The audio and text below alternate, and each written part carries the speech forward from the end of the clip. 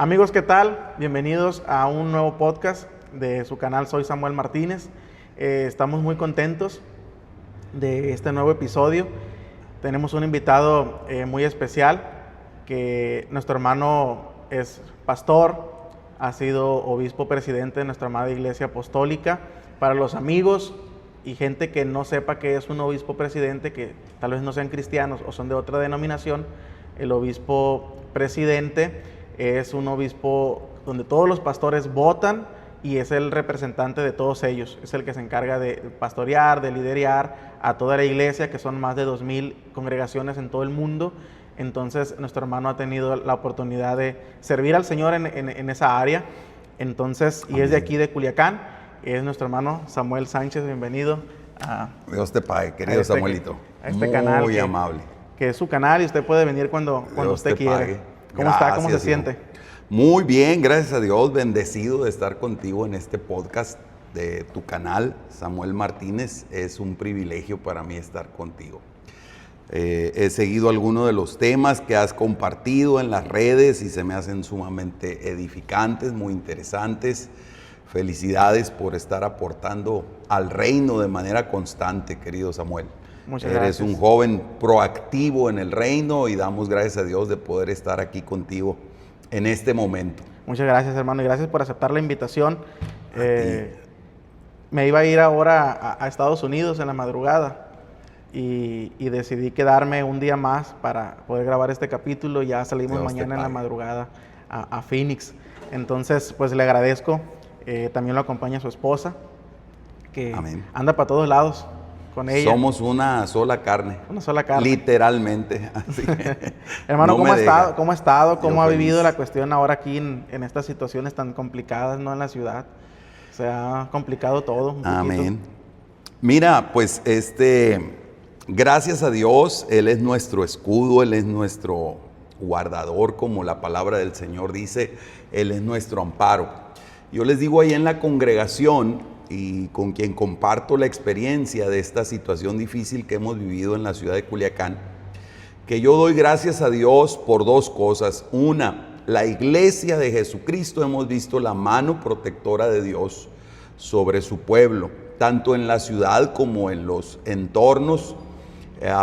Preponderantemente la información que tenemos es una información de que por la gracia del Señor la cobertura divina ha sido, como su palabra lo dice, ha sido fiel, ha sido poderosa. No tenemos, al menos en lo personal, información de algún ataque, algún prejuicio o perjuicio, directo, algún daño a alguna congregación de manera particular. Gracias a Dios por eso. Entonces, congregacionalmente, hasta ahorita no hay algún suceso que lamentar de manera específica hacia alguna de las congregaciones. Y por otro lado, la verdad es mínima la información también que tenemos respecto a particulares, lo cual en el primer caso habla de la gracia protectora de Dios sobre su pueblo y en el segundo caso habla del buen testimonio de la iglesia. Es decir, esta situación que vino a sacudir la estructura social pone en relevancia el buen testimonio de la iglesia, porque no se ha sabido de hermanos levantados o gente que esté sirviendo al Señor pues de corazón. Y eso habla de que el testimonio de la iglesia en nuestro contexto regional pues no andaba con ambivalencias, y eso para mí es digno de resaltar. Es decir, la gran mayoría de los hermanos, el 99% de la congregación apostólica en nuestro entorno, claro, con las dificultades sociales que esto implica, que no estábamos acostumbrados, pero no hemos sabido pues de algún hermano en particular o dos o tres que hayan sido levantados porque andaban jugando al hermanito y al mismo tiempo pues haciendo cosas indebidas. Entonces, para mí esas dos cosas en este contexto difícil para toda la ciudadanía y la iglesia dentro de ella, para mí tiene esos dos elementos que resaltar: la cobertura de Dios en el sentido de la protección de cuerpo que nos ha dado como iglesia, que por la gracia del Señor hemos tenido que hacer ajustes en horarios, tiempos de duración de actividades, pero hasta ahorita nada como congregaciones que lamentar. Y particularmente yo creo que han sido casos muy aislados. En lo personal casi diría que no conozco de algún caso, pero sí he oído por ahí de rebote algunas cositas, pero mínimas la verdad. Y entonces en ese caso también es muy bonito ponderar que el pueblo apostólico como pueblo de Dios estaba dando y seguirá dando, estoy seguro, un buen testimonio frente a la sociedad. Sí, definitivamente yo no había visto esa cuestión, lo segundo más que nada, no lo había visto así, de que es verdad. No se ha sabido mucho menos de un pastor, Gracias mucho menos a de algún Dios. representante de nuestra iglesia. Amén. Y cabe mencionar que de otra denominación tampoco. Amén. De otra denominación tampoco. Entonces, Por la gracia pues la de gracia de Dios que nos cubre, ¿no? Y todo esto, y esperamos que pues pronto la ciudad vuelva a ser ese refugio que tanto ha sido, Amén. que tan a gusto se anda siempre, ¿no? Definitivamente. Hermano, si se tuviera que describir usted en pocas palabras, ¿cómo se describiría? ¿Quién es usted? Para si hay alguien que no lo conoce, alguna visita, algún hermano de otra denominación que no lo conoce, ¿cómo se describiría? No, pues como dijo alguien, cosa difícil has pedido, querido Samuelito. Yo creo que a veces tener una autopercepción, caemos siempre en el subjetivismo, ¿no? Pero pues yo creo que lo más real es un ser imperfecto que busca agradar a Dios. Yo creo que en ese sentido... Esposo y padre. Sí, todo lo que implica el ser, ¿no?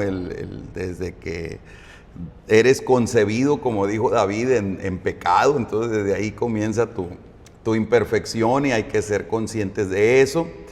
Pero creo yo que sí, alguien que ha luchado, que como tú, como todos los que nos escuchan, la vida no es fácil, la vida es complicada, decía un pastor que ya está con el Señor, la vida es una chucha, te muerde por donde quiera. A veces tú haces una idea de tu vida, de tu ministerio, de tu liderazgo, ya decías, como esposo, como padre de familia, como ministro, y no siempre las cosas resultan como tú quisieras.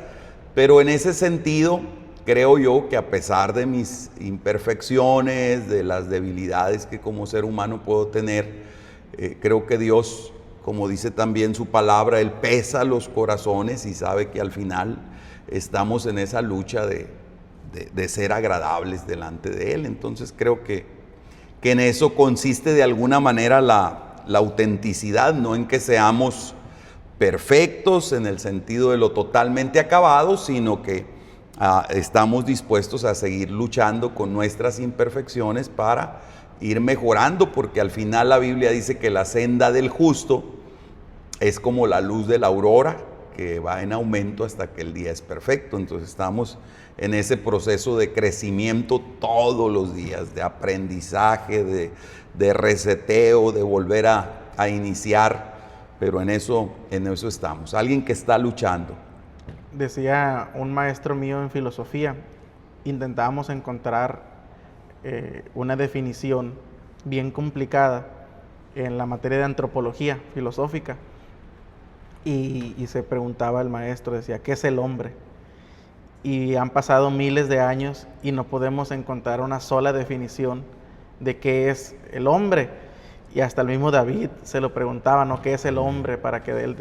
Y me acordé mucho de su respuesta, porque llegamos a una conclusión de que el hombre es alguien que nunca es algo terminado, sino es alguien que se está haciendo todos Amén. los días, porque todos los días pasa algo diferente, pasa algo nuevo, y yo creo que hasta te conoces a ti mismo en cosas que ni uno mismo se conoce 100%, porque pasan situaciones que no habían pasado nunca antes y reaccionas como nunca imaginaste que ibas a reaccionar. Entonces hasta tú mismo te conoces todos los días. Amén. Y Totalmente hermano, de ¿cómo fue su niñez? ¿Siempre fue usted hijo de pastor, su papá empezó ya después? cómo fue su niñez, su adolescencia. Muy bonita. No sé si es que ahí aplico un poco el pensamiento selectivo, ¿no? Pero tuve la bendición de nacer en un hogar cristiano y pastoral, las dos cosas.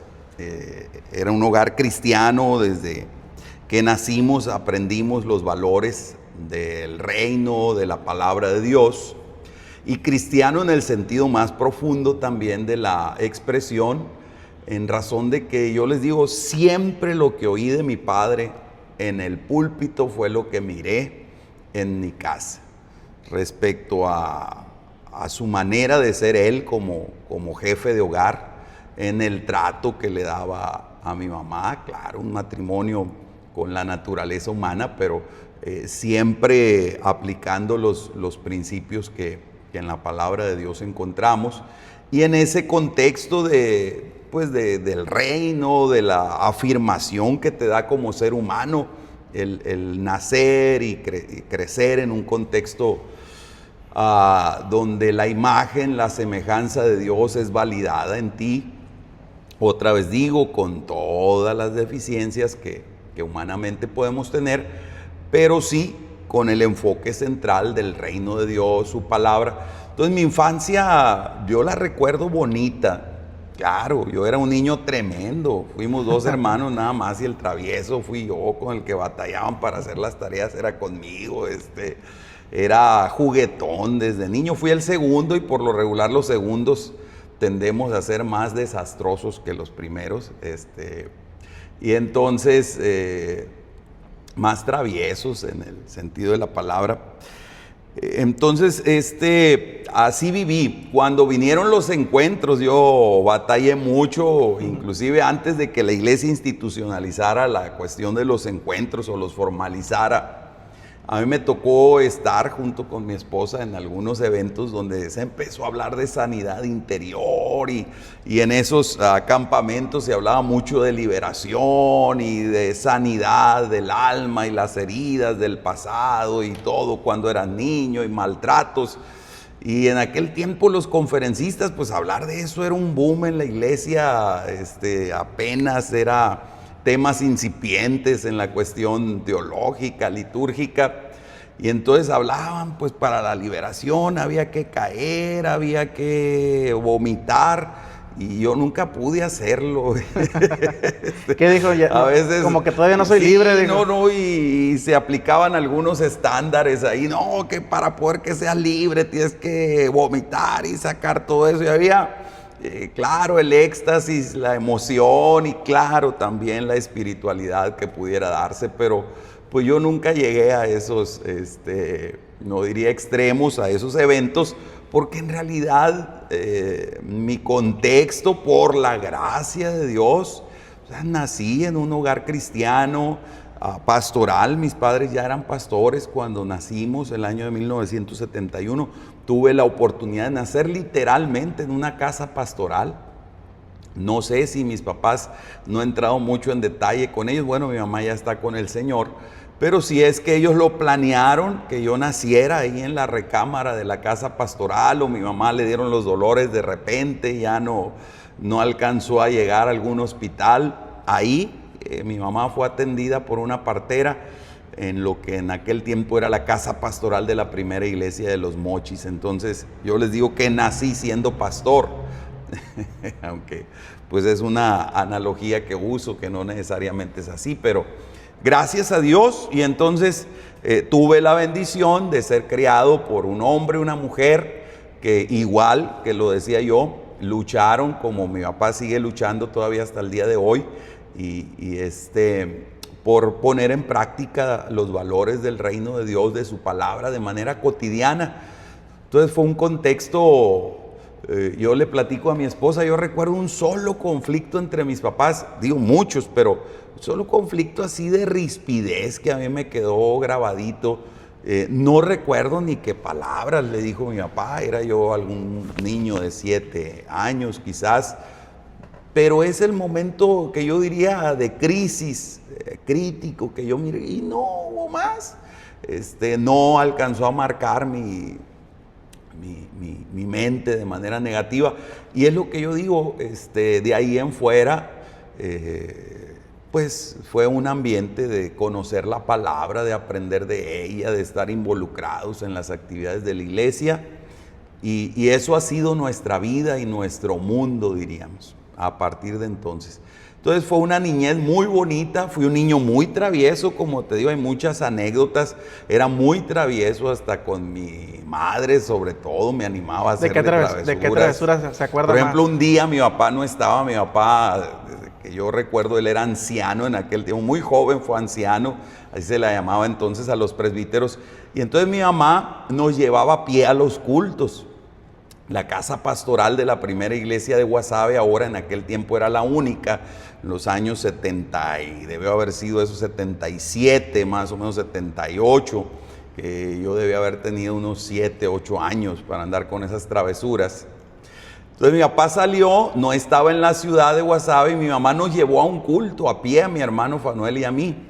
Regresando a casa, la casa pastoral estaba al fondo, había que entrar al patio, cerrabas el cancel de todo el terreno de la iglesia y te metías. Entonces, cuando íbamos llegando a la casa pastoral, yo le dije a mi mamá, mamá, préstame la llave de la casa, pero yo ya llevaba la travesura hecha en la mente. Le dije, préstame la llave de la casa, yo abro el candado. Era una puerta de madera, bueno, con las posibilidades de la iglesia en aquel tiempo.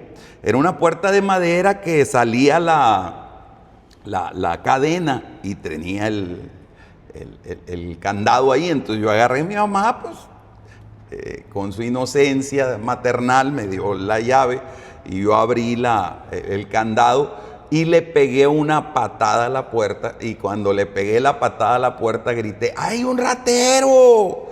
Y mi mamá salió que no la podíamos parar, pero mi hermano salió peor. Mi hermano se brincó el zaguán, yo no sé cómo le hizo mi mamá para abrir, la verdad. Pero después yo no los podía parar. Ellos iban corre y corre y salieron a la calle corriendo. Y yo, es mentira, como el pastor y el lobo, ¿no? Entonces, travesuras como esas eran muy comunes. Después le arrimaron tierrita, hermano. Eso, hermano, fue lo que me hizo enderezarme. Somos producto de la chancla, del chevet, de la disciplina. Fue la primera, la última, no, mi mamá era muy pegadora. Yo después le decía, no, hombre, jefa, eras una madrastra para criarnos. Entonces, pero gracias a Dios que esas correcciones nos hicieron seguir siendo traviesos, pero no tanto. ¿Y a los cuántos años se bautiza usted, hermano? A los 17. ¿Allá mismo en Guasave? No, ya acá en la segunda iglesia de Culiacán.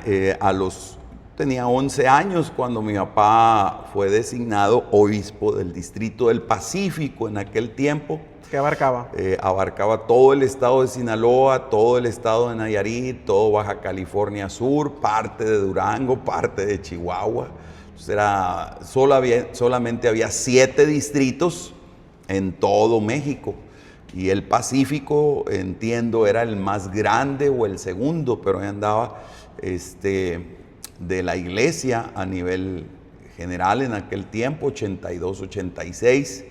Y entonces pues era una actividad muy, muy demandante para ellos, muchísimas salidas, nos tocó acompañar pues durante esos 4 años a mi papá en buena parte de su trabajo. Como familia éramos una familia nuclear, 4 nada más, no era muy complicado que anduviéramos juntos, pero eso fue el año 82 y yo estaba terminando en aquel tiempo el 5º año, creo, de primaria en Guasave, y entonces ya nomás en cuanto yo pude terminar, ellos se vinieron y yo seguí para concluir el año allá con una familia muy amada en Guasave, viviendo el resto del curso escolar, y terminando ya me trasladé aquí a Culiacán para terminar la primaria, y ya desde entonces, pues por la gracia de Dios aquí. ¿Y hasta los 17 años se bautiza usted?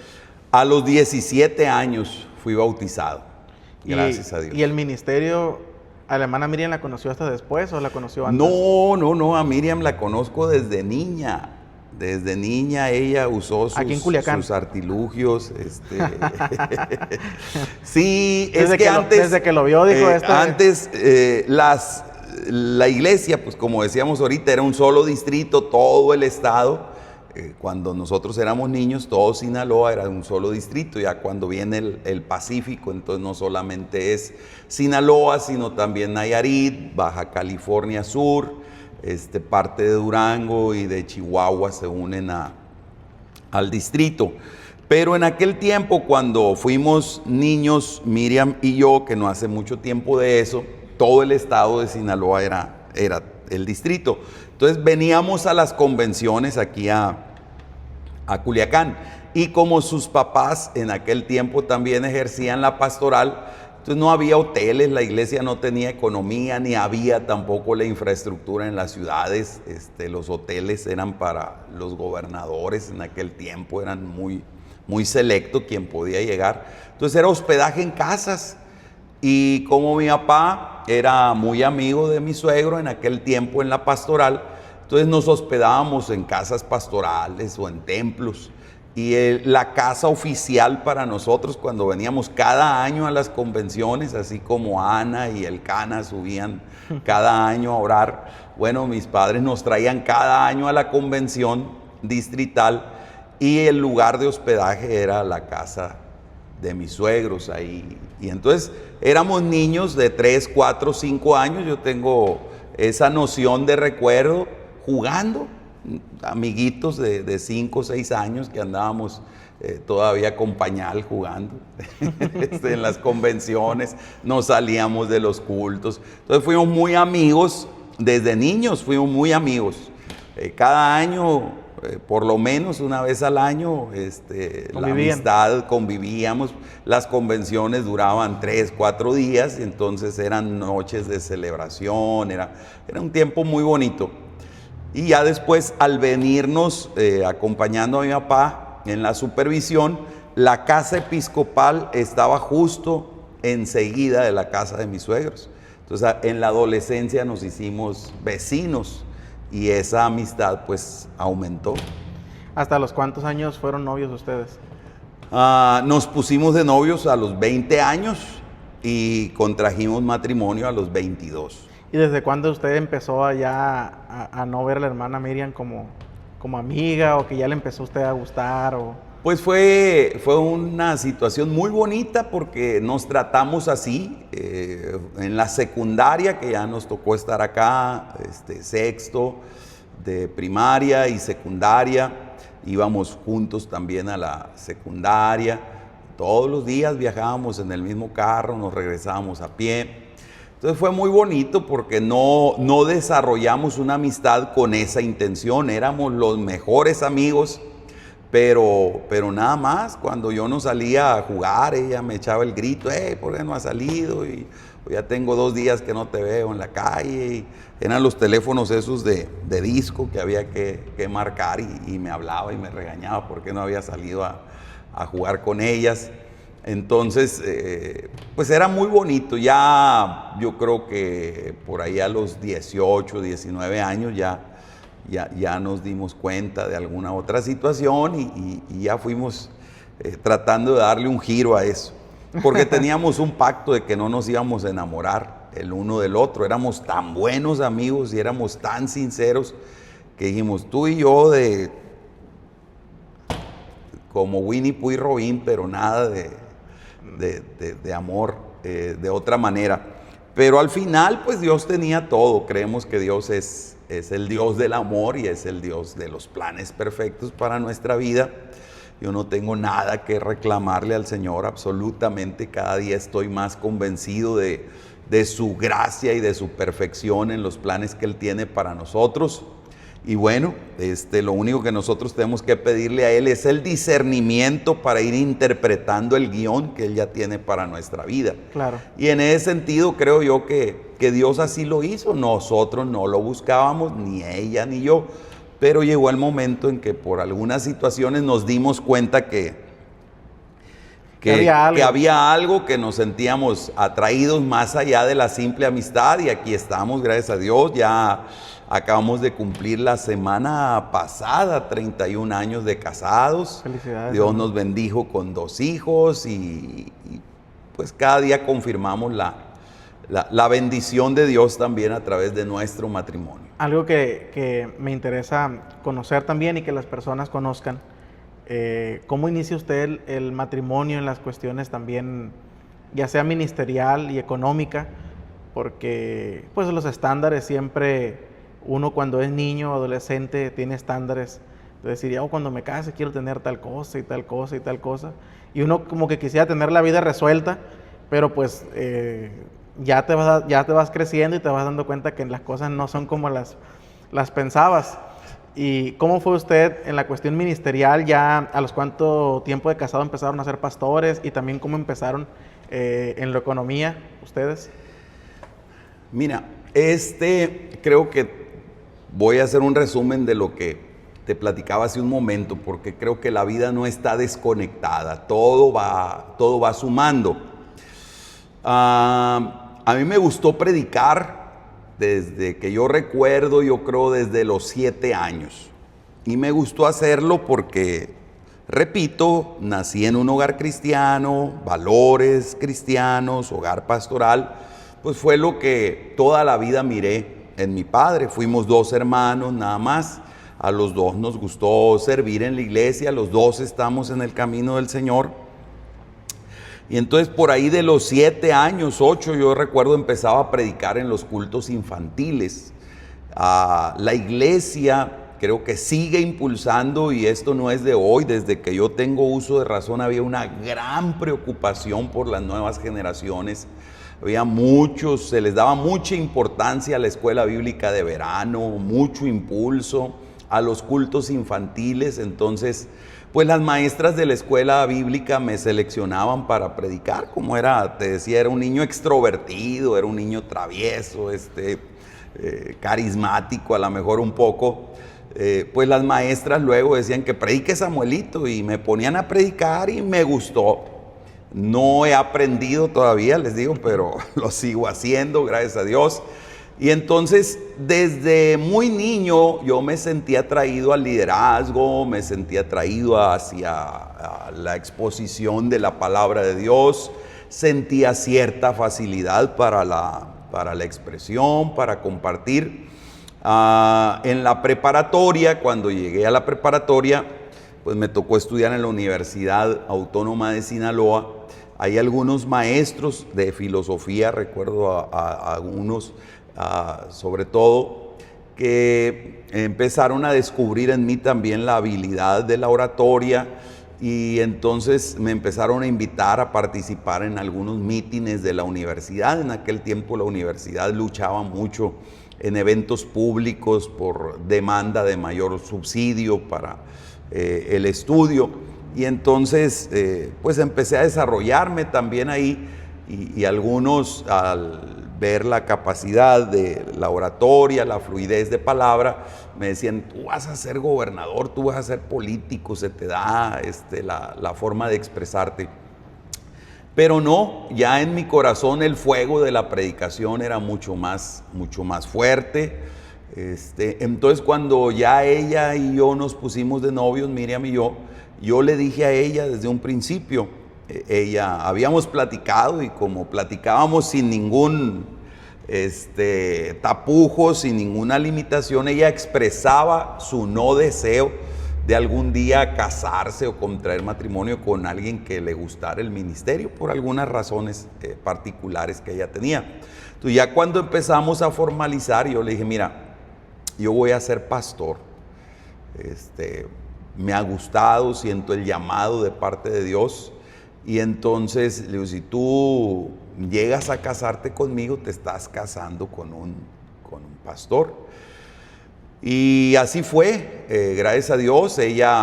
Dios tocó su corazón, hizo ese giro en su disposición por la gracia de Dios, y ha sido una magnífica, la mejor esposa de pastor para mi vida. Yo le digo que no me imagino sirviendo en el reino ni viviendo de manera natural como esposo sin ella. Entonces, así fue. No fue fácil porque cuando nosotros contrajimos matrimonio y empezamos a servir en el diaconado, estábamos encargados de lo que ahora es la iglesia número 21, era entonces Campo el 10. Ahí había algunas familias Vázquez, por ejemplo, que tienen cierto parentesco con ustedes.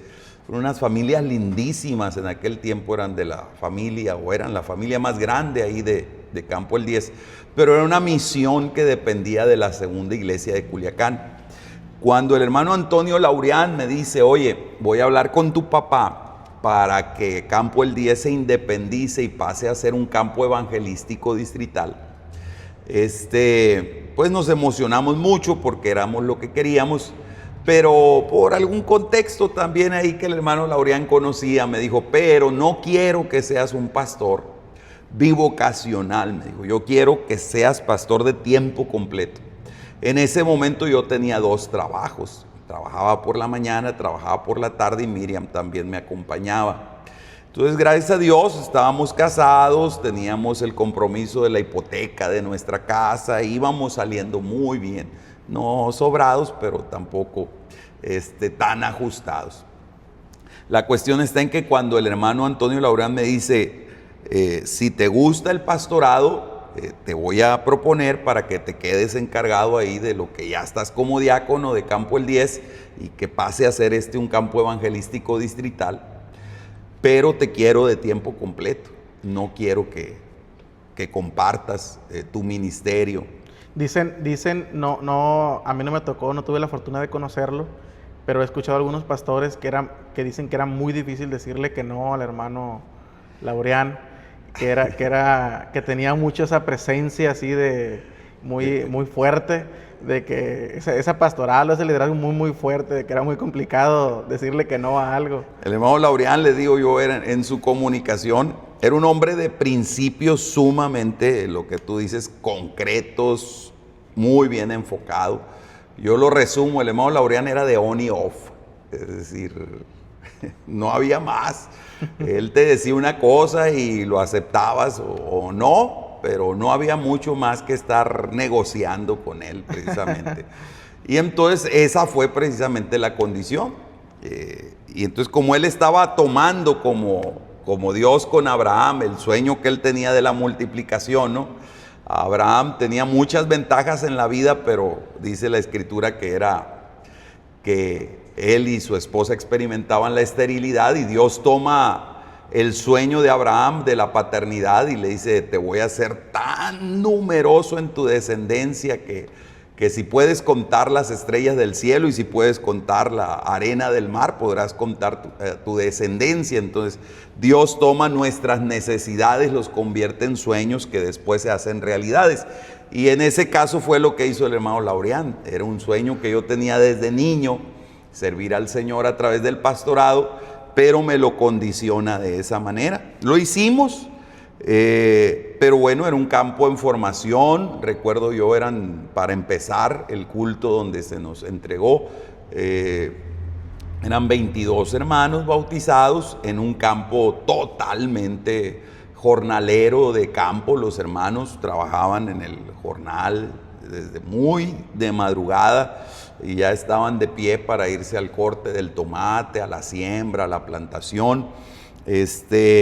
Entonces, sí, hubo una situación muy difícil. En aquel tiempo la iglesia no le daba, por decir algo, seguro social, como ahora es una bendición que tenemos los pastores. Entonces, mi esposa y yo, recién casados, queríamos tener también familia. Tuvimos 2 abortos que nos agarraron prácticamente sin dinero. Nosotros perdimos la casa, esa que estábamos pagando de recién casados, donde había la manera de hacer frente al compromiso que nos habíamos echado de una hipoteca. Yo le digo ahora, Miriam, yo no sé cómo le hicimos, que fuimos al banco de 20 años a pedir crédito para una casa. Chamaco de 20 años, lo vieras ahorita, y no lo dieron. O sea, el banco creyó en nosotros. Yo no recuerdo ni qué papeles le debía haber enseñado un muchacho de 20 años. Ni yo creía en mí, dijo, ellos creyeron en mí. No, sí, literalmente.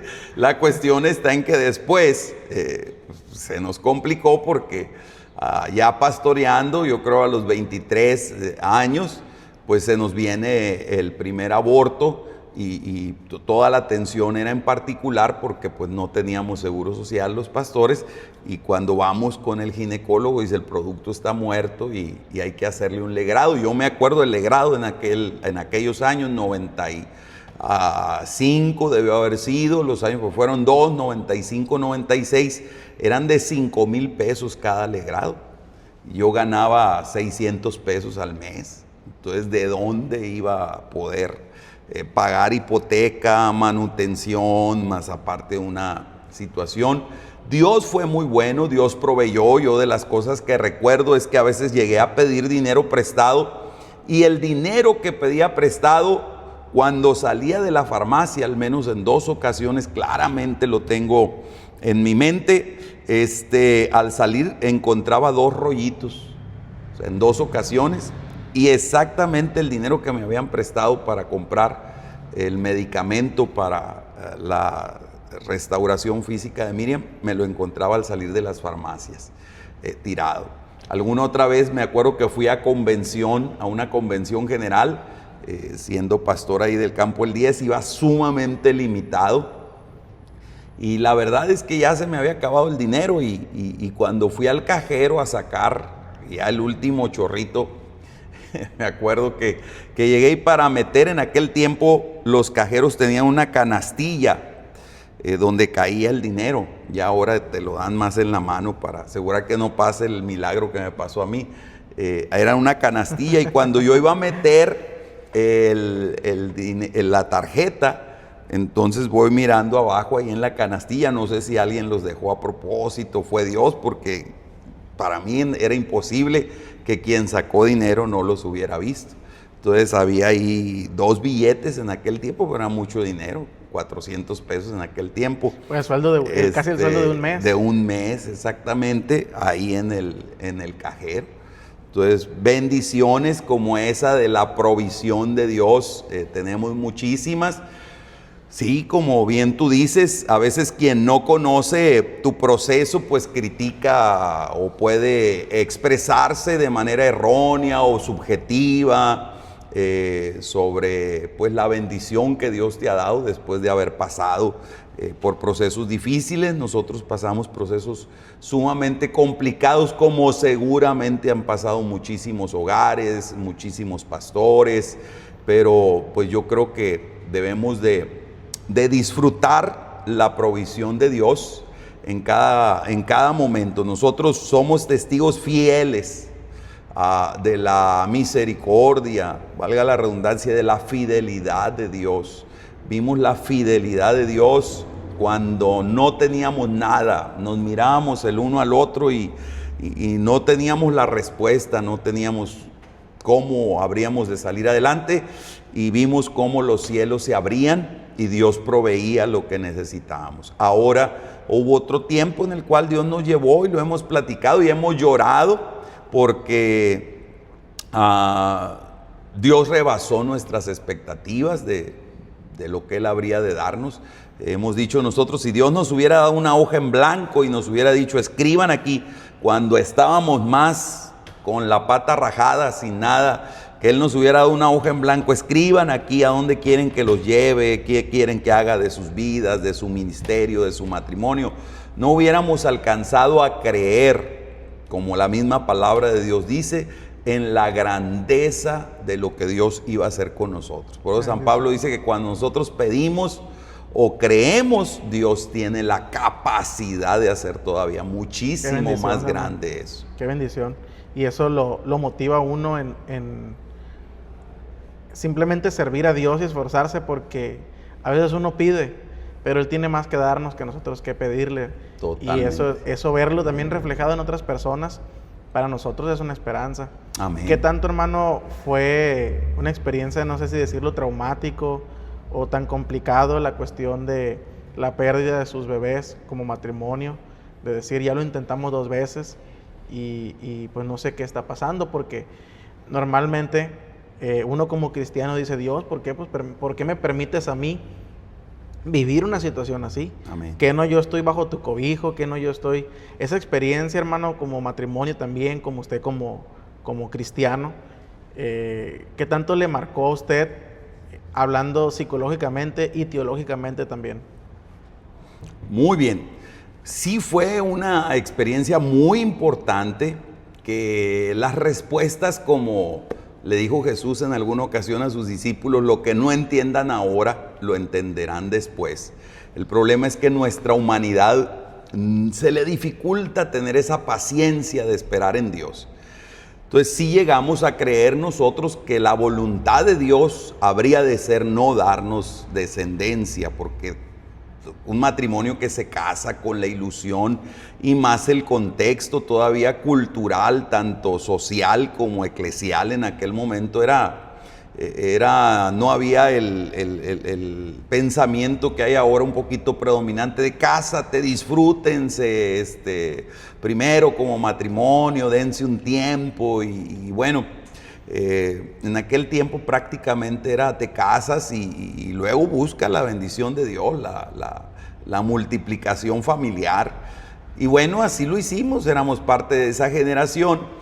Y con el corto tiempo después sí nos cuidamos, un tiempo corto, pero la idea era tener familia, y tuvimos esos 2 primeros abortos. El hombre, no sé si es un poco porque eres más cuerudo, por tu formación social, el contexto que te predetermina, que no es, como luego decimos, origen no es destino. No tiene por qué ser determinante, pero sí ejerce un pensamiento de influencia, ¿no? Y en ese momento, pues el hombre tiene que ser más fuerte.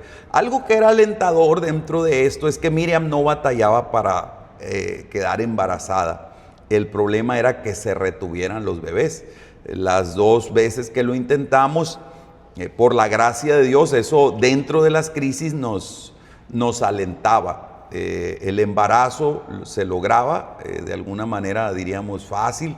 El problema era la retención de los productos, pero sí llegó a haber ese pensamiento que sobre todo ella decía, a lo mejor Dios no quiere, y luego ella médicamente venía cargando con un diagnóstico de que alguna ginecóloga le había dicho que ella no iba a poder ser mamá por algún condicionamiento, alguna situación que ella vivió en su matriz. Pero gracias a Dios, aunque fueron los 2 hermosos hijos que Dios nos presta, Esli y Samuel, maravillosos regalos de Dios los 2, fueron los 2 embarazos de alto riesgo. Prácticamente ella pasó los 9 meses en cuidados, en reposo absoluto o semi-absoluto, porque estaba el riesgo ahí de que se desprendieran. Entonces sí fue un evento, empatizamos muchísimo ahora con quienes pasan por ese proceso. Ahora en la pastoral lo entendemos muy bien. Fueron 2 eventos consecutivos. Y lo otro es que ahora pensamos, la verdad, todas esas crisis que pasamos, que les comentaba ahorita un poquito solamente, ahora decimos, ¿y si se hubieran logrado? ¿Cómo los hubiéramos mantenido? La verdad es que ya estábamos dedicados en obediencia a cumplir con el mandato de la pastoral de tiempo completo. La iglesia nos daba un sueldo, pues que teníamos que rascarle, que buscarle y ver la mano de Dios cada mes. Y ahora decimos nosotros, ¿qué les hubiéramos dado de comer? Ni para pañales nos hubiera alcanzado. La casa que habíamos comprado la perdimos, aunque después otra vez vimos la mano de Dios de una manera extraordinaria, en un milagro para recuperarla. O sea, Dios maravillosamente ha sido bueno con nosotros. Y con el tiempo, aquí sí hemos podido comprender pues al menos muchas de las cosas, porque una de las preguntas que nos hacemos, en aquel momento decíamos, ¿por qué Dios no quiere que seamos papás? Después con el tiempo dijimos, y si Dios no los hubiera prestado, porque era nuestro deseo, no creo que capricho, pero sí nuestro deseo, pero ¿qué les hubiéramos dado? O sea, quizás no teníamos la capacidad de darles una calidad de vida como ya por la gracia de Dios en ese desarrollo de la luz de la aurora que va en aumento, como dice la Biblia, para cuando Esli llega a nuestro hogar, que es la primogénita, y posteriormente Samuel, por la gracia de Dios, ya el contexto también de posibilidades era otro. Así que pues todo en el tiempo de Dios es perfecto, aunque suena un cliché hecho, pero es una gran verdad. Claro, y han sido, como dice usted, ¿no? Una esperanza también sus muchachos, y yo me doy cuenta, porque pues yo he estado cerca tanto de Esli, me ha tocado servir en el ministerio con ella, y ahora también con Samuelito, y los veo a ustedes muy reflejados en ellos. Un ejemplo, los dos muchachos, siempre Esli y Samuel, se nota cómo ustedes los han inculcado y los han enseñado por el camino, y yo creo que los hechos hablan más que las palabras, ¿no? Amén. Y hermano, ¿cómo fue también su crecimiento? Ya ahora vamos a dar un salto importante, ya después de la pastoral y todo esto, cuando a usted se le viene primero la responsabilidad de un obispado aquí no sé si era Pacífico. Culiacán. ¿Era Culiacán? Culiacán. Era Culiacán. Y en el segundo periodo sí ya fue la fusión. ¿Cómo sintieron ustedes ese compromiso como matrimonio y usted? Porque es una responsabilidad también grande, decir, son tantos hermanos, tantos pastores, estar pastoreándolos a ellos, liderando la visión de la iglesia. Son cosas que se disfrutan porque gustan, pero también es una responsabilidad, ¿no? Un peso espiritual. ¿Cómo fue para ustedes eso? Pues mira, hay muchas cosas que vas viviendo, como que el Espíritu Santo te lleva en un piloto automático. Porque hay cosas que ahora yo intento darle una explicación, encontrarle alguna situación lógica y no la tiene.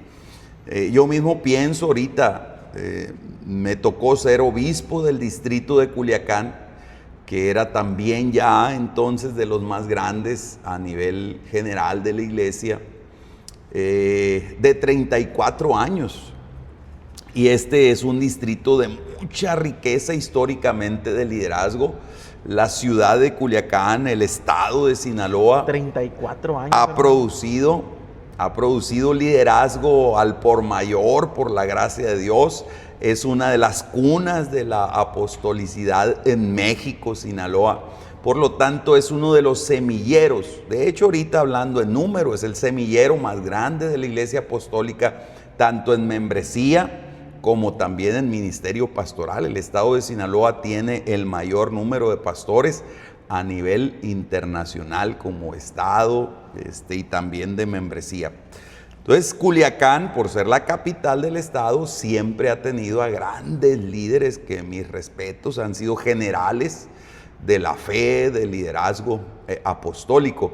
Entonces, es una de las cosas que yo no le hallo todavía. Ahora puedo pensar, tenía 34 años, ¿cómo es que teniendo a todavía grandes hombres de Dios en mi entorno, Dios me concedió esa responsabilidad, ese privilegio, y haber trabajado de tal manera que hasta aquel momento, como distrito de Culiacán, no habíamos tenido alguna reelección? Me tocó ser el primer obispo reelecto para comenzar en un segundo periodo, ya ahora sí con la fusión de Mazatlán con Culiacán, siendo reeditado, ya había existido, reeditado el distrito del Pacífico. Pero contaba como reelección. No, porque era un distrito nuevo. Y entonces, pero estando en el segundo periodo como obispo de distrito, pues es que también Dios me da la oportunidad, teniendo solamente un año, prácticamente íbamos comenzando, y al año de haber sido, bueno, no tenía el año, en realidad eran unos 8 meses, cuando pasé a ser secretario de evangelización a nivel general. Estuve ahí 4 años, y a los 43 años me toca ser me dice mi papá, que he sido también el obispo presidente, quizás después del hermano Felipe Rivas, más joven. A los 43 años Dios me concedió, nada más se invirtió el número. A los 34 fui obispo de distrito y a los 43 fui obispo presidente. Y también pues Dios me concedió la dicha, la oportunidad de serlo por 2 periodos. Y entonces, que también fue la primera vez después del hermano Felipe Rivas. No había habido una reelección consecutiva. Habíamos tenido al hermano Maclovio Gagiola, que fue obispo presidente 2 periodos también, pero intermitente, no fue seguido. Igualmente el hermano Manuel J. Gagiola, grandes líderes. La Iglesia Apostólica ha tenido una riqueza de liderazgo extraordinario, y la verdad todavía me sumerjo e intento. Entonces es donde creo yo que verdaderamente el Espíritu Santo es quien toma nuestras vidas cuando le das el control. Y así como ahora vemos que hay autos manejados de manera automatizada, y que sí valga la redundancia, creo que en mucho el Espíritu Santo tomó nuestra disposición para agradar a Dios, y ha sido Él quien lo ha hecho. No tiene una explicación lógica desde mi perspectiva, con argumentos humanos. Yo le doy toda la gloria, toda la honra pues al dueño de la mies, y así quiero glorificarlo siempre, la verdad. Cuando usted se pone a pensar, ¿no? Pues ya arriba de obispo presidente en nuestra iglesia, pues ya no hay algo más a lo que aspirar, ¿no? Dentro de la iglesia, pero sí es una responsabilidad pues muy grande, porque estás hablando de que decenas de miles de cristianos, Dios te puso a cargo de ellos. ¿Cómo es el peso de esa responsabilidad? ¿Les llega a caer a usted decir, se pone a pensar, de decir, este es el peso de esto, o simplemente es algo que usted lo lleva, ¿no? De forma natural? Porque imagino que a veces llega el peso, ¿no? Decir, oye, pone los pies en la tierra y decir, estoy en este lugar y es por algo, y es un peso grande. Entonces, ¿usted cómo lo vivió? Claro que sí, voy, y qué bueno que me preguntas de manera particular sobre mí. Sí lo hay. Creo que cuando otra vez quieres agradar a Dios, querido Samuelito, tienes que hacer las cosas con mucha responsabilidad, al mismo tiempo que concedes la dirección a Él, que Él sea quien te impresione, te dirija en el Espíritu, te guíe. Pero sí hay una profunda responsabilidad. Yo lo sentí, yo lo somaticé literalmente en mi cuerpo, esa responsabilidad. Yo la experimentaba. Es una situación ahorita, como tú decías, liderar a la iglesia a nivel internacional. Somos más de 2,000 congregaciones en México, en Estados Unidos. La Iglesia Apostólica es una iglesia con un dinamismo extraordinario. El sistema de trabajo que Dios le ha dado a la iglesia a través de los tiempos, ahorita tenemos 112 años y la iglesia no para, la iglesia sigue creciendo. La iglesia ha trasladado al cielo a la iglesia triunfante, yo diría millones. No solamente somos los que ahora estamos testificando de Cristo sobre la tierra, son los miles y cientos de miles que a través de más de 100 años ya han pertenecido a las filas de la Iglesia Apostólica de la Fe en Cristo Jesús. Y la iglesia sigue multiplicándose, sigue expandiéndose sobre la tierra. Entonces sí hay una responsabilidad, porque es la responsabilidad en primer lugar pastoral, la responsabilidad de conservar, de edificar a la iglesia. Como por ahí hay un pensamiento, como ganar a los perdidos sin perder a los ganados. Esa es una responsabilidad que requiere mucha oración, mucha entrega a la misión. Pero también hay la responsabilidad legal, no solamente es la responsabilidad pastoral para el obispo presidente, la representación de la personería jurídica que tiene la iglesia en México como también la tiene en la representación en los Estados Unidos y puede también tenerla quizás en los países donde hacemos misión, aunque ahí ayuda mucho el secretario de misiones y sobre todo también los misioneros supervisores. No obstante, el responsable principal a nivel internacional es el obispo presidente. Así que sí hay una carga extraordinaria de manera literal.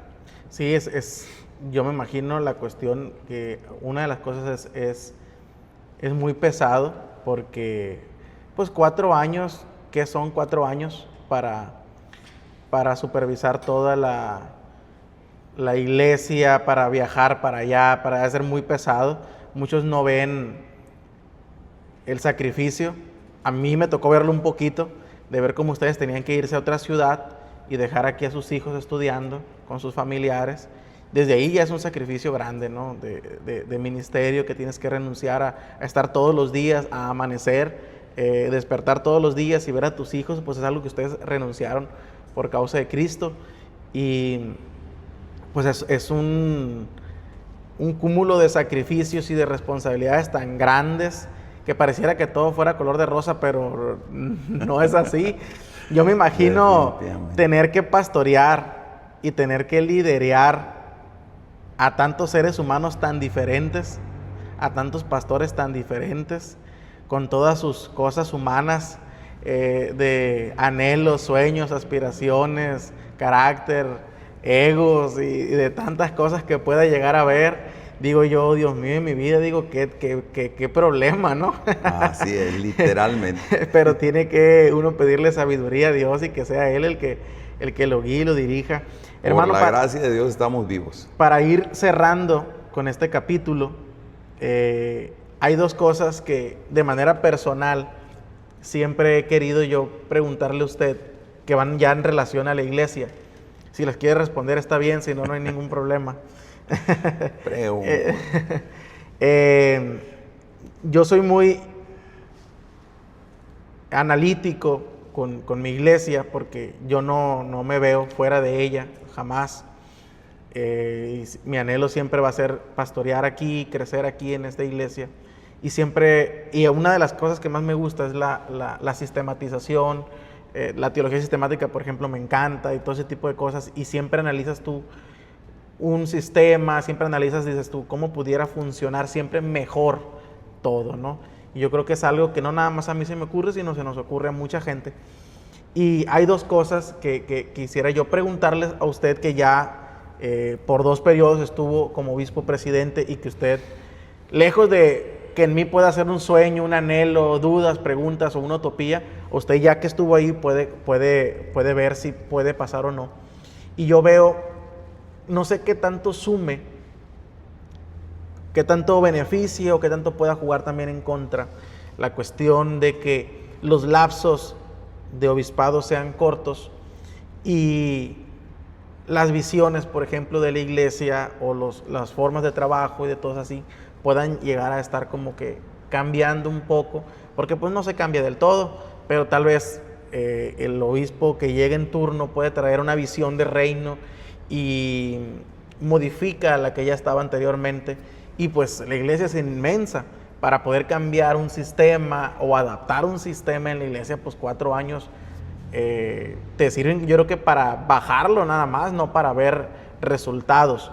Entonces, partiendo de esto, lo primero es preguntarle a usted qué tan bueno sea, o si ya se ha hecho anteriormente, la cuestión de que entre todos pudiera haber como un sistema que obispo que llega a la presidencia como que sume nada más como que a eso que ya está establecido y no se modifique a lo mejor tal vez cada visión o cada cosa, y dijeras tú, no, pues que no sea la visión de solamente uno, sino la visión de muchos, decir vamos hacia allá. Por ejemplo, en la UAS, ¿no? Llega el rector de la UAS y pues no modifica lo esencial, ni las bases, ni nada, sino que se encarga de que se cumpla, ¿no? No sé si me doy a entender con el comentario. Sí, eso es lo primero. ¿Usted qué tan difícil ve eso o qué tan en contra puede llegar a ver eso? Muy bien, pues ocuparíamos para esa pregunta otro programa, otro podcast, porque tiene un enfoque multifactorial, creo yo. Lo primero, mira, ya lograste que me ahogara. Es que... Ay, discúlpeme que ni agua le traje, hermano. Creo yo, no hay problema. Creo yo que la Iglesia Apostólica es de Dios.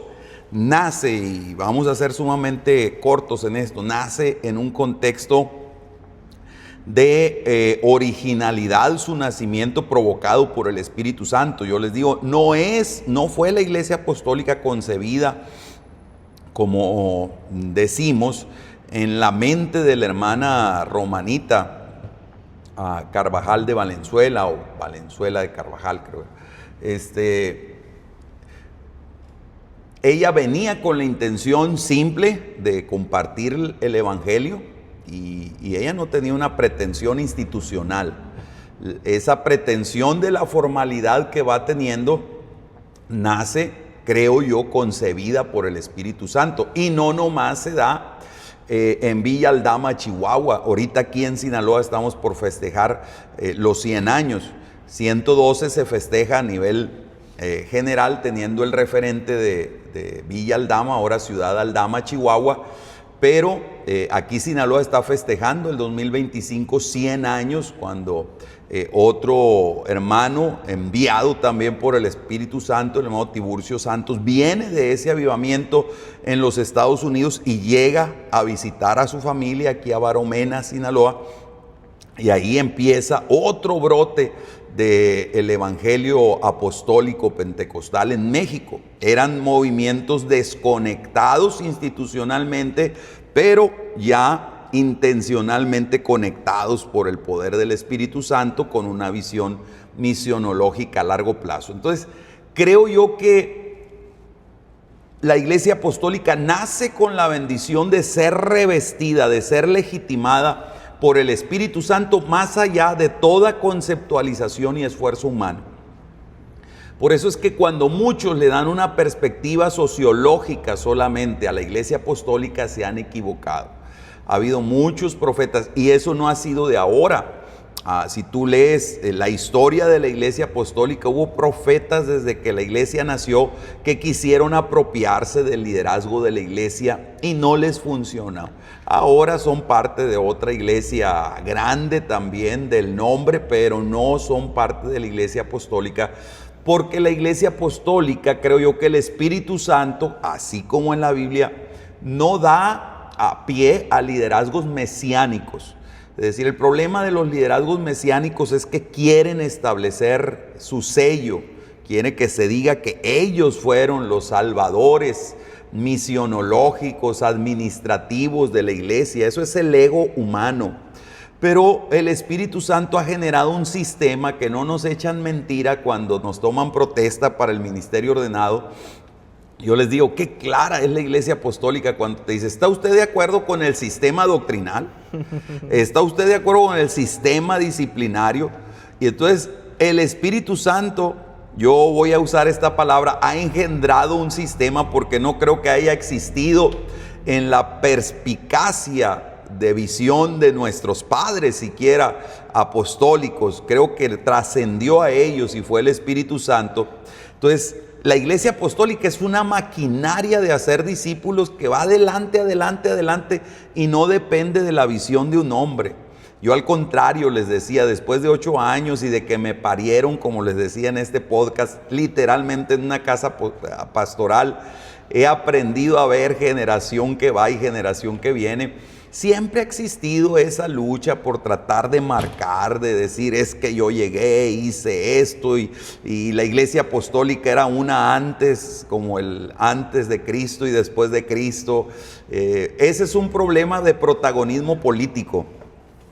Leía a un politólogo que decía, la gran desgracia de la política mexicana es que cada 6 años se reinventa.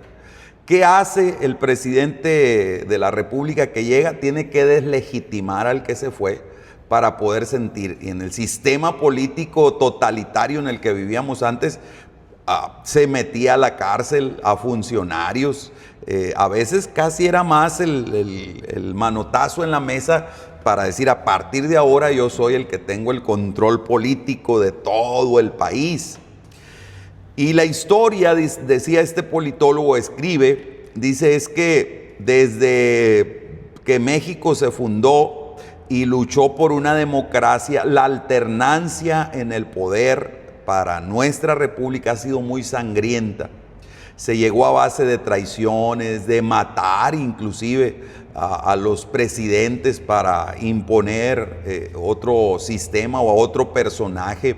Entonces ha sido una historia muy cruel de traiciones, de descalificaciones para tratar de legitimar lo que ahora yo soy.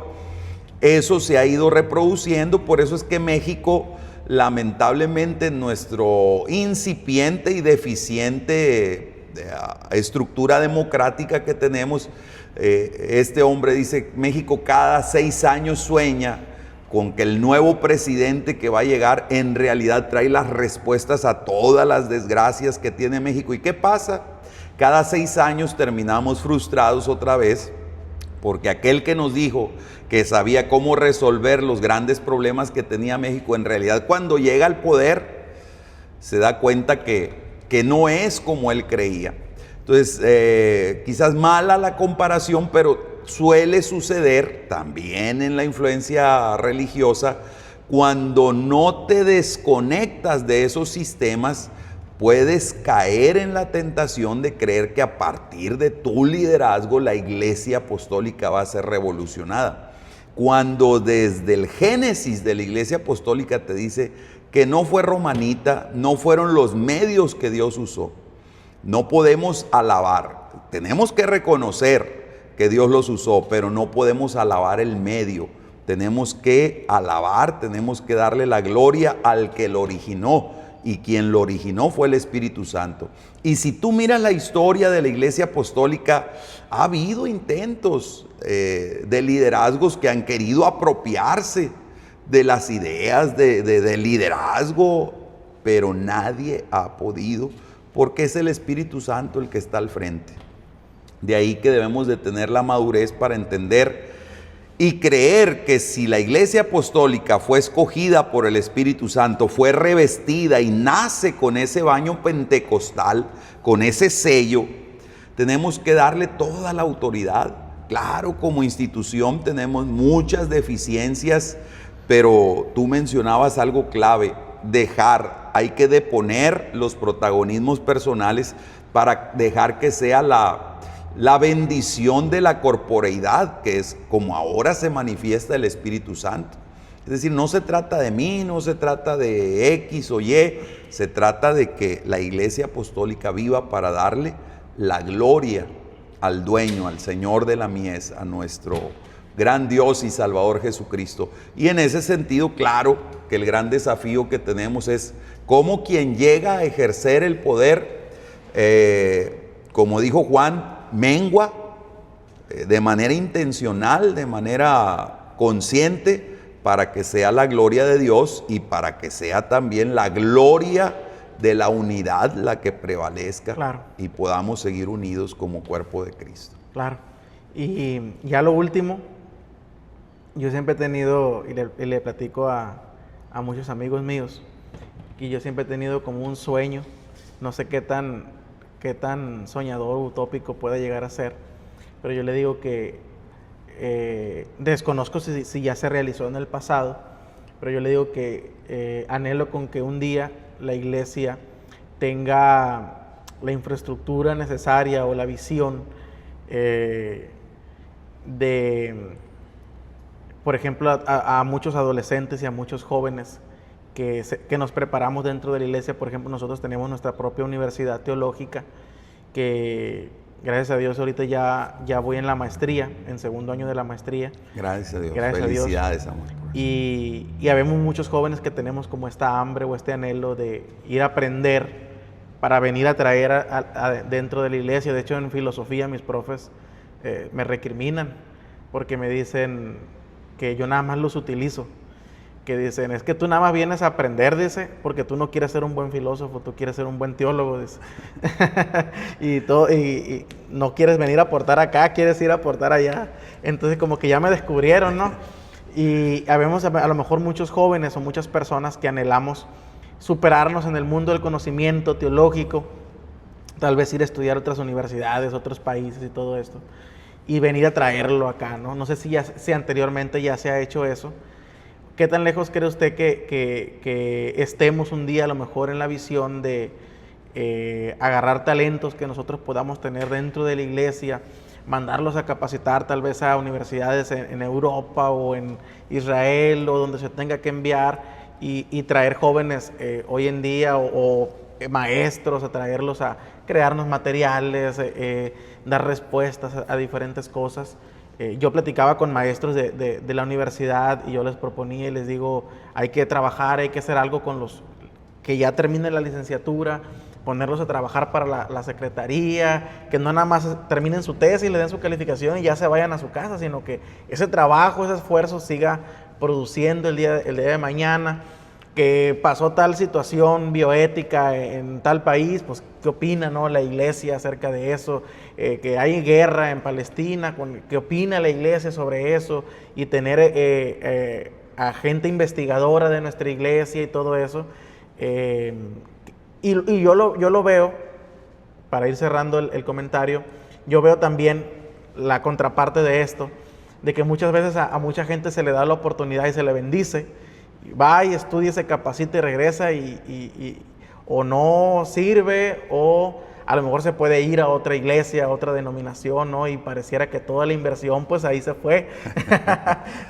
Entonces, ¿qué tan lejos, hermano, o qué tan bueno o qué tanto serviría o no serviría que fuéramos como ese semillero, ¿no? de teólogos, de gente que se dedica 100% a lo mejor no a la pastoral, sino a la producción de conocimiento y a la capacitación? Yo creo que es muy factible y bueno, tiempos, dicen por ahí el proverbio, tiempos traen tiempos. La Iglesia Apostólica lo ha ejercido. El hermano Isidro Pérez Ramírez estudió en un instituto en los Estados Unidos, fue un gran obispo presidente de nuestra iglesia. El hermano Manuel J. Gagiola estudió también fuera del país, impulsado también ya dentro del ministerio de la iglesia. Joel Rivas, Joel H. Rivas y otros más, el mismo hermano Domingo Torres Alvarado. Grandes líderes que ha tenido la Iglesia Apostólica a través de los tiempos. Ellos participaron de convenios teológicos que tenía ya desde entonces la Iglesia Apostólica en colegios de la UPC, sobre todo colegios del nombre. Nuestro hermano Manuel J. Gagiola, si no mal recuerdo, llegó a estudiar inclusive hasta en Inglaterra, en universidades teológicas de Inglaterra. Y todo con convenios que la Iglesia Apostólica tenía con universidades, con colegios afines, otra vez digo, del nombre, a colegios apostólicos. Así que yo creo que eso puede darse en cualquier momento que nuestras autoridades tuvieran ese sentir. Y bueno, como tú dices ahora, tenemos muchísimo joven como tú, joven con una gran potencialidad, con inquietudes y que ahora pues el pensamiento, diríamos, más globalizado también demanda de ello. Vivimos en tiempos donde la globalización, la posmodernidad, todo nos va exigiendo otro tipo de formación también contemporánea para responder al contexto en el que vivimos. Y creo que no está lejano, al contrario. Vivimos en un tiempo donde las distancias se han acortado, diríamos, increíblemente, así que creo yo que esa posibilidad para mí no es ni remota, ni lejana, tampoco ya, en ningún sentido. Pues ojalá que fuera pronto y que me tocara a mí también. Amén. Sí, y como todo, pues creo yo que cuenta mucho el escauteo, ¿no? El cuidado que debemos de tener como institución, lo que tú decías, la cuestión ética, que no solamente se da o se debe de dar en el aspecto teológico.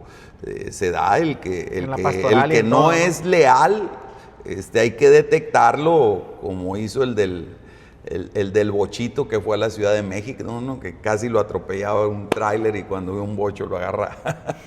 Entonces, así, porque también en la pastoral local hay gente desleal, lo puede haber en las misiones, claro, lo puede haber en todos los campos donde la iglesia hace o lleva a cabo la misión de Dios. Y eso es lo que debe de preocuparnos. La misión es la mission day, es la misión de Dios, no es la misión de la iglesia, como lo han dicho quizás los mejores misionólogos, valga la redundancia. Lo delicado de esto es que Dios tiene a la iglesia para llevar a cabo su gran comisión. Amén. Entonces la iglesia es el medio, no es el final. Somos el medio que Dios está usando para llevar a cabo su misión. Por eso que al final tan es la misión de Dios que le vamos a rendir cuentas a Él. Él nos envía y entonces no debemos de hacer de la misión o de la iglesia misma la parte final de nuestro quehacer.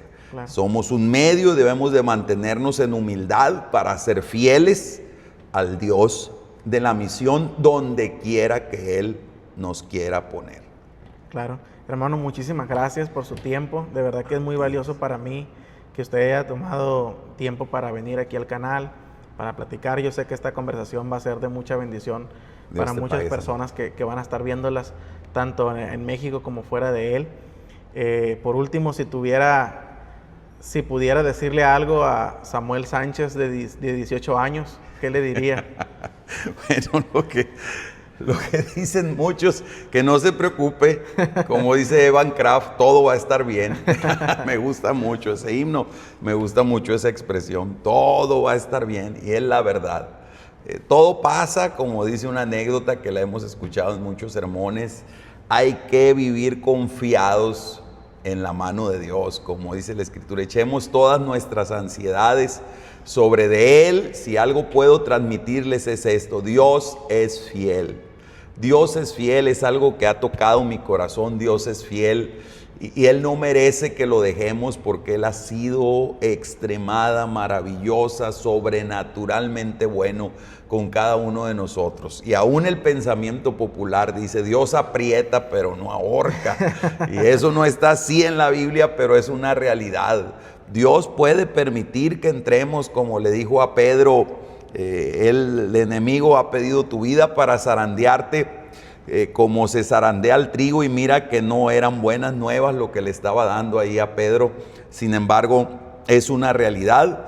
A veces sentimos que estamos llegando al límite de nuestra fe, al límite de nuestra vida ministerial, pero hay que decir, hay mucho más allá. Aunque tú creas que estás dando lo último de tus fuerzas, de tus posibilidades, Dios te va a levantar, Dios te va a renovar y vas a mirar después de las cosas desde otra perspectiva. Muy bien. Hermano, muchísimas gracias. A ti, gracias Samuelito, por muy tomarse amable, el tiempo. tocayo. Dios te pague, mijo. Y es de muchísima bendición y muchísima inspiración, yo creo que para muchos. Gracias, Dios te pague. Esperemos que Dios le permita muchísimos años más en el pastorado, amén, con su hermosa esposa y familia. Amén. Y que el amén. Señor los lleve. Todavía no han llegado al fin, todavía tienen muchísimas más cosas que pasar. Pues estamos gracias, convencidos de eso, amén. Gracias, y gracias a todos por vernos, gracias por el favor de su atención. Esperamos que lo que aquí se haya platicado, pues algo bueno les haya dejado en su vida y en su corazón. Dios les bendiga, suscríbanse, comenten lo que ustedes opinen y nos vemos en el siguiente episodio. Amén. Samuelito, Padre, pues Dios te hermano, pague, muchas amigo.